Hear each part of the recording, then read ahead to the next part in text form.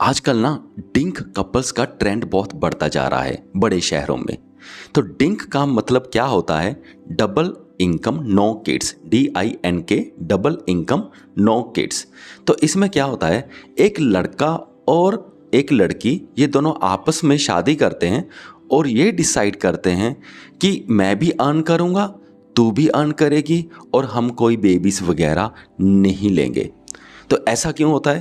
क्योंकि उनकी फ़िलॉसफ़ी ये है कि एक तो कोई फाइनेंशियल बर्डन नहीं रहेगा और दूसरा उनके पास टाइम की कमी भी नहीं रहेगी। अपनी पर्सनल लाइफ को एंजॉय करने के लिए, घूमने फिरने के लिए, दुनिया एक्सप्लोर करने के लिए उनके पास पर्सनल टाइम की कमी नहीं रहेगी।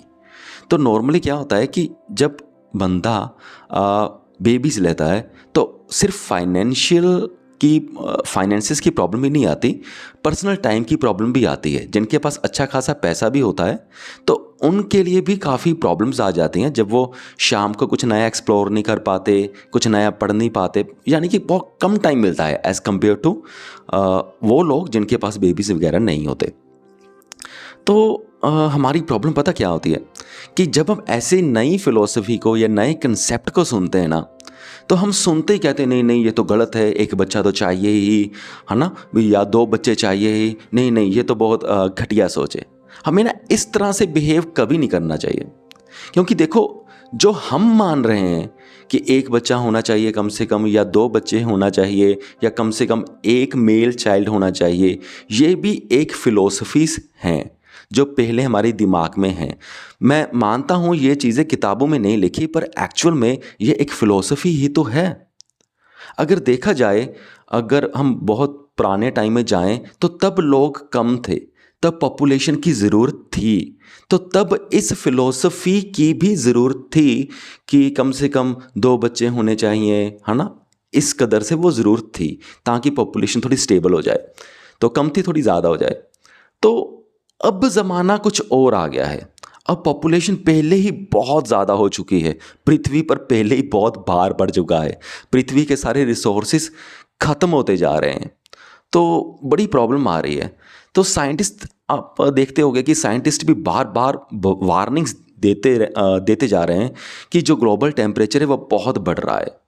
और दूसरी ओर जब स्पिरिचुअल बंदों को देखें तो बाबा वेंगा की प्रेडिक्शंस आ रही हैं कि बहुत कुछ गलत होने वाला है। और होने क्या वाला है हम देख भी रहे हैं, फ्लड्स आ रहे हैं, ग्लोबल टेम्परेचर बढ़ रहा है, पृथ्वी के रिसोर्सेज ख़त्म हो रहे हैं। हम जो भी कुछ हमारे पास वेजिटेबल्स वगैरह पहुंच रही हैं वो बहुत ही ज़्यादा इंजेक्शंस लगे होते हैं। मतलब बहुत ज़्यादा पोल्यूशन हो चुका है। हवा में कितना पोल्यूशन हो चुका है, हवा में सांस लेना डिफ़िकल्ट होता जा रहा है। तो अगर ऐसा ही चलता रहा ना, अगर हम उसी फिलॉसफी में बिलीव करते रहे ना, तो पृथ्वी तो ज़्यादा टाइम नहीं रहने वाली। ये तो क्लियर कट फैक्ट है। तो एक तरफ से हम कहते हैं कि हम बेबीज़ ले रहे हैं, हम उनका फ्यूचर बनाना चाहते हैं, हम उनके लिए ये करेंगे वो करेंगे। अगर पृथ्वी ही ना रही तो क्या करोगे यार? तो क्या बच्चों को फ्यूचर दोगे? अगर जो सांस लेने वाली हवा ही है ये ही इतनी पोल्यूटेड हो गई तो क्या बच्चों को हम फ्यूचर देंगे यार? कुछ नहीं कर पाएंगे। अगर हमारे पास लाखों करोड़ों में पैसे भी होंगे ना तो भी कुछ नहीं कर पाएंगे। सबकी ज़िंदगी बहुत बुरी हालत होगी जिस हिसाब से पोल्यूशन बढ़ रहा है। हर बच्चे को पता नहीं कौन कौन सी बीमारी होगी, किसी को कैंसर होगा, किसी को ये होगा, किसी को वो होगा, क्योंकि खाना भी पोल्यूटेड, सांस लेना भी पोल्यूटेड, पानी भी पोल्यूटेड, पता नहीं क्या सारा कुछ ही आजकल तो वही है। तो मुझे नहीं लगता कि अब वो ज़माना आ रहा है या अब वो दिन हैं कि हम पुरानी फ़िलॉसफ़ी में बिलीव करें। आज के टाइम में तो पॉपुलेशन कम होना एक बहुत बड़ी ज़रूरत बन गया है अगर पृथ्वी को ही बचाना है। तो दूसरी ओर से अगर ये देखें कि कॉन्सेप्ट वाइज, है ना, तो डिंक कल्चर की जो फ़िलॉसफ़ी है अगर लॉजिकली देखें तो उसमें कोई बुराई है नहीं।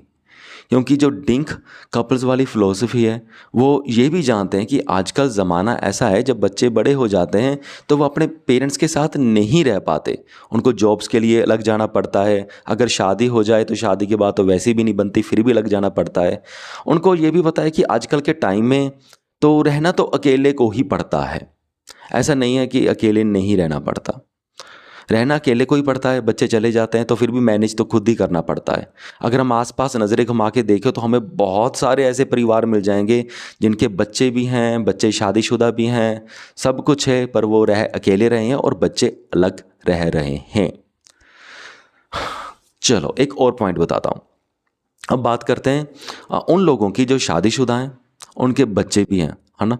तो अगर उनसे आप बात करोगे ना जिनकी उम्र 50 साल की हो चुकी है, मैं उन बंदों की बात कर रहा हूँ जिनके पास बच्चे रहते हैं, छोड़ के भी नहीं गए, तो उनकी बात कर रहा हूँ अब मैं। अब ये नेक्स्ट पॉइंट है।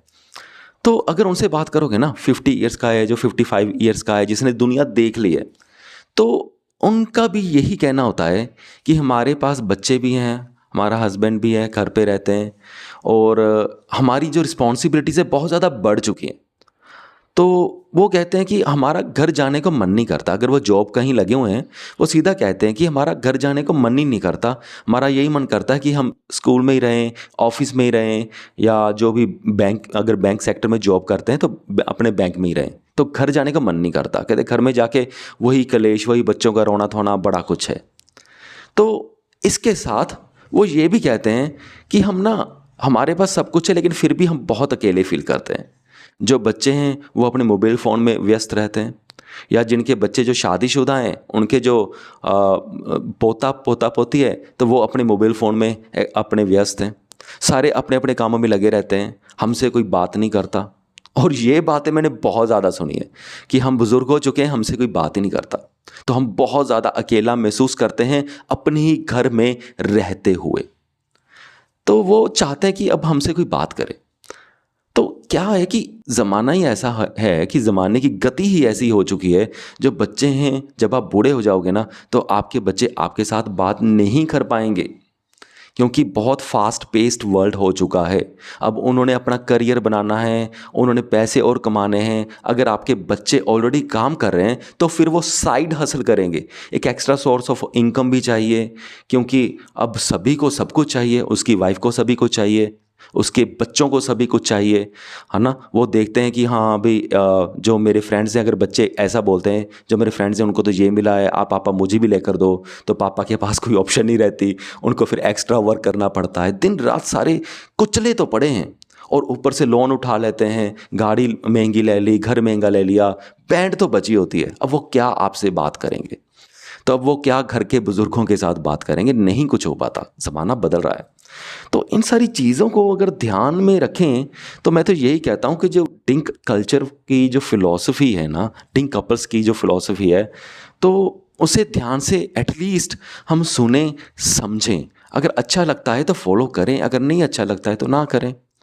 तो पर हमारी जो सोच है ना वो इस कदर होनी चाहिए कि लाइफ में अगर कोई भी नई फ़िलॉसफ़ी आए तो एटलीस्ट हम इम्पार्शियल होकर के, अनबायस्ड होकर के उस फ़िलॉसफ़ी को एज़ इट इज़ देख सकें, सही मायने में परख सकें कि इसके क्या पॉजिटिव पॉइंट है, क्या नेगेटिव पॉइंट है। तो अगर पॉजिटिव पॉइंट ज़्यादा लगते हैं तो उसे एक्सेप्ट कर लो। कई बार ऐसा भी हो जाता है कि एक फ़िलॉसफ़ी मेरे लिए सही है और वही फ़िलॉसफ़ी दूसरे के लिए सही नहीं है। तो कोई बात नहीं, जो मेरे लिए फ़िलॉसफ़ी सही है मैं वो एक्सेप्ट कर लेता हूँ। जो आपके लिए फ़िलॉसफ़ी सही है, जो आपको लगता है, आप वो एक्सेप्ट कर लो, सिंपल बात है। और देखा जाए ना हमारी जो सारी ज़िंदगी है ना, ये फ़िलॉसफ़ी ही तो है। मैं मानता हूँ कि आजकल फ़िलॉसफ़ी का आप बोलोगे ज़माना नहीं है, फ़िलॉसफ़ी का सब्जेक्ट भी ख़त्म होता जा रहा है। पर सही मायने में जो भी हम ज़िंदगी जी रहे हैं, ये सारी फ़िलॉसफ़ीज़ ही हैं। सिर्फ फ़र्क इतना है कि आपको पता नहीं है कि आप फ़िलॉसफ़र हो। आप भी एक फ़िलॉसफ़ी में बिलीव करते हो। ये आपको पता नहीं है। आप वही बिलीव करते हो जो आपको सोसाइटी ने सिखा दिया और सोसाइटी ने आपको एक ज़िंदगी की फ़िलॉसफ़ी ही सिखाई है और कुछ नहीं है, सिर्फ एक फ़िलॉसफ़ी ही है और उस फ़िलॉसफ़ी को बदला भी जा सकता है। पर आप अवेयर नहीं हो कि आप उस फ़िलॉसफ़ी को मान रहे हो, उसके अनुसार चल रहे हो। और जब भी आपके सामने कोई नई थॉट आती है, आप डर जाते हो, आप उसको रिजेक्ट कर देते हो, आप सुनना ही नहीं चाहते। बस यहाँ पे अपना ब्रेन खुला रखना है, नई फ़िलॉसफ़ीज़ को सुनो, वेलकम करो, एनालाइज़ करो एक साइंटिस्ट की तरह, देखो उसमें दम है या नहीं, अगर दम लगता है तो फॉलो करो। यही था पॉइंट, काफ़ी लंबा हो गया मुझे लगता है आज तो।